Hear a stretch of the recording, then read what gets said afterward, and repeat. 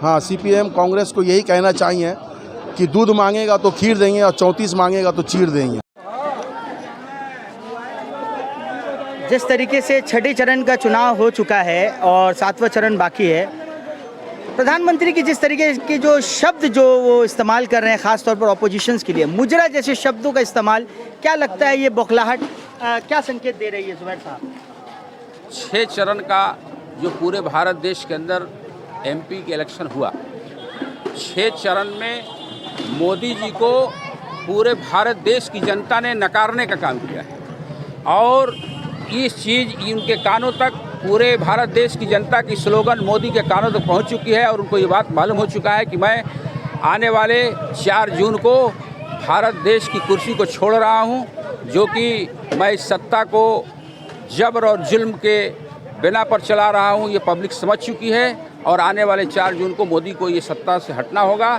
इसलिए अब उनकी ज़बान लड़खड़ा रही है, अनाप शनाप और गलत शब्दों का वो इस्तेमाल कर रहे हैं।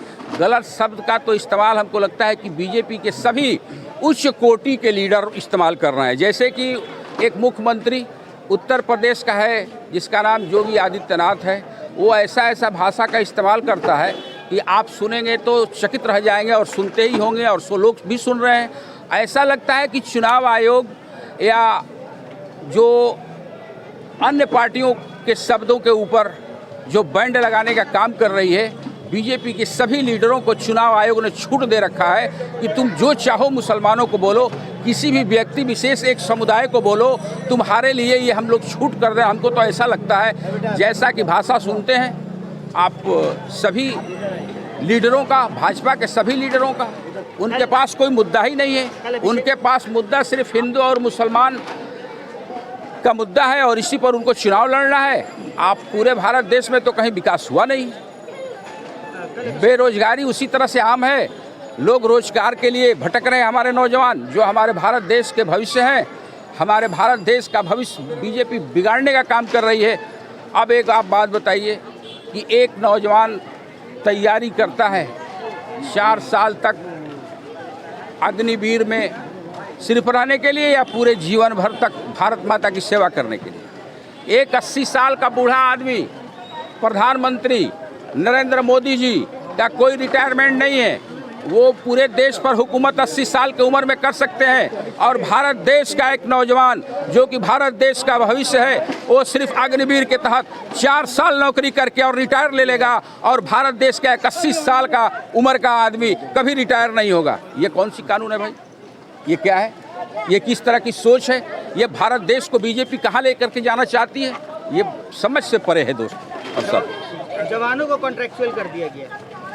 जवानों का पेपर लीक होता नहीं है, पेपर लीक कराया जाता है, इसलिए कि हमारे देश के शिक्षित नौजवान आज जो बेरोजगार का तौक डाल के घूम रहे हैं हिंदुस्तान के अंदर, उनको नौकरी देना होगा। इसलिए योगी आदित्यनाथ ने, बीजेपी के लोगों ने पेपर को लीक करने का काम किया और लीक करा करके और ये बता दिया कि पेपर लीक हो गया, इसलिए उनको नौकरी नहीं देंगे, नहीं मिलेगा नौकरी। आज भी नौजवान बेकार है, बेकार रहेंगे। 2014 में कहते थे कि मुझे गंगा माँ ने बुलाया है। हाँ, 2019 आया तो क्या मैं हिंदुस्तान का बेटा हूँ, इस धरती माँ का बेटा हूँ। 2024 आते आते मैं ही परमेश्वर, ये इस तरीके का दावा। देखिए ये लोग दावा मोदी जी बिल्कुल हताशा में बोल रहे हैं, सब कुछ भगवान हताश हो चुके हैं वो। एक बात बताइए, आप पंजाब में जाते हैं तो वहाँ पंजाबी बन जाते हैं, केरला में जाते हैं तो वहाँ का रीजन बन जाते हैं, उड़ीसा में जाएंगे तो बोलेंगे कि हम यहाँ के। मतलब आखिर मोदी जी कहना क्या चाहते हैं, ये तो हम लोगों के समझ से परे की बात है। इसलिए कि एक हम लोगों में कहावत है कि जवाब जाहिला बसद खामोशी, जवाब अंध वक्तों का जवाब देने से खामोशी बेहतर है। इसका मतलब यही हुआ। मोदी जी की कहते हैं कि हमारी गारंटी, उन्होंने अपने चुनाव प्रचार में से पहले 2 करोड़ नौकरी 15 लाख का वादा किया था और जिस तरीके की गारंटी की बात कर रहे हैं, तो पिछले जो परफॉर्मेंस को देखते हुए क्या लगता है मोदी की गारंटी और दीदी की गारंटी में क्या फर्क नजर आता है? ठीक तो बोल रहे हैं मोदी जी।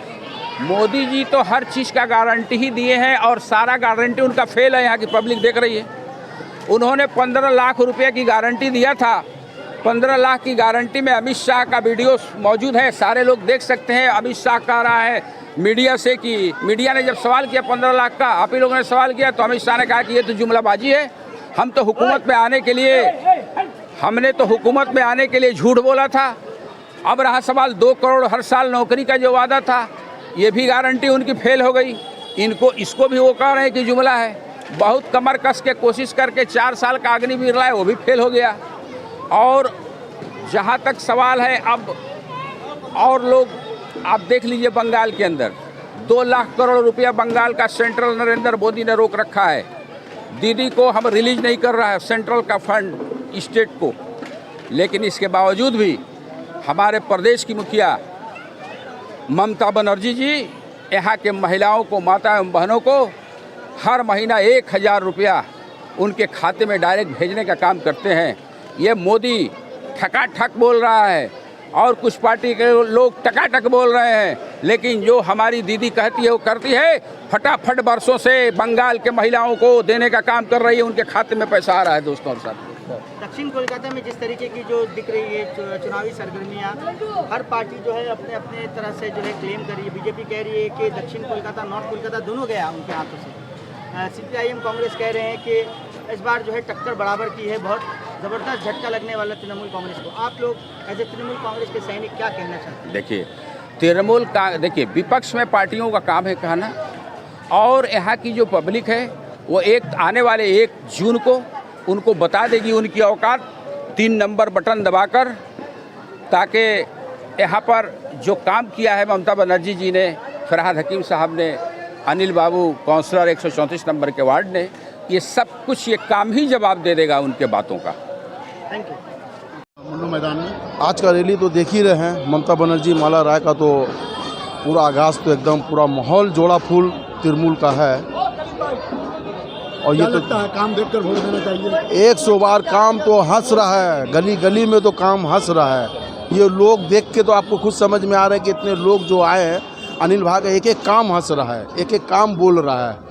बोलना और क्या है इसके आगे में। अनिल जिस तरह से काम किया है और जिस तरह से फरहाद हकीम साथ साथ रहते हैं, क्या कहना चाहोगे इसके बारे में? इनके बारे में और क्या कहें, ये तो देख तो रहे हैं आप। पूरा वार्ड का 34 नंबर वार्ड का एक एक गली का आप तो काम देख रहे हैं, हॉस्पिटल देख रहे हैं, पार्क देख रहे हैं, सभी चीज़ देख रहे हैं। अब कुछ दलाल CPM कहाँ हैं जो झूठ मूठ का भड़काने के लिए मेढक है, वो सब मेढक है, बरसाती मेढक है। 4 दिन को क्या कहना चाहेंगे? अभी आप कह रहे थे। हाँ, CPM कांग्रेस को यही कहना चाहिए कि दूध मांगेगा तो खीर देंगे और 34 मांगेगा तो चीर देंगे।